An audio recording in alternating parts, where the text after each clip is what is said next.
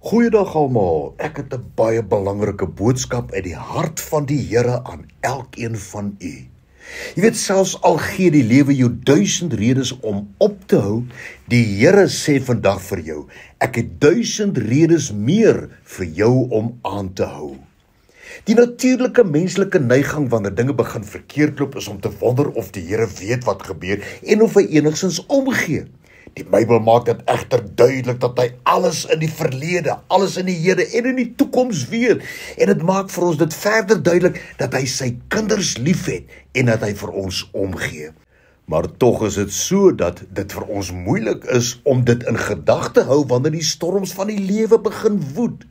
Kyk net wat gebeur toe die ewige storm op die see van Galilea gewoed het.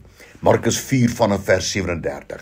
Skielik het 'n groot storm opgekom en die golwe het in die boot gestroom sodat dit op die punt was om te sink.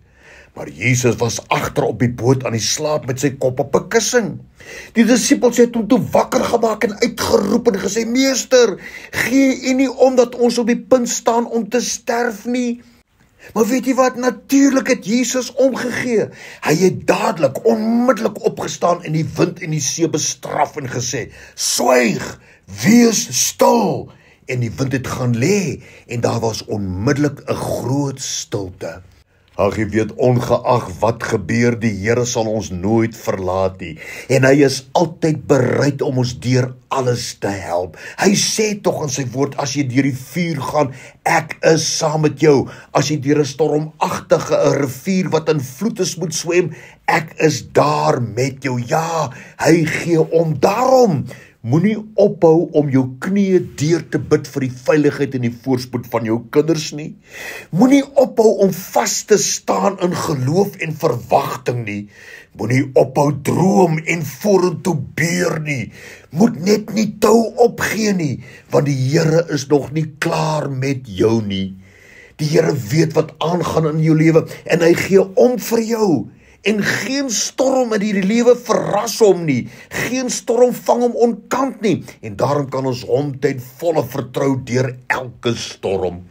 Josua 1 vers 9, onthou dat ek jou beveel het om vasberade en selfversekerd te wees.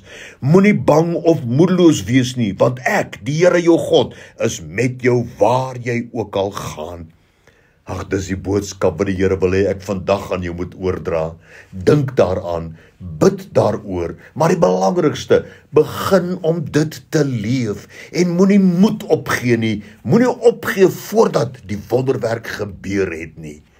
Die Here gee om en geen storm van die lewe vang hom ooit onkant nie. Onthou dit altyd.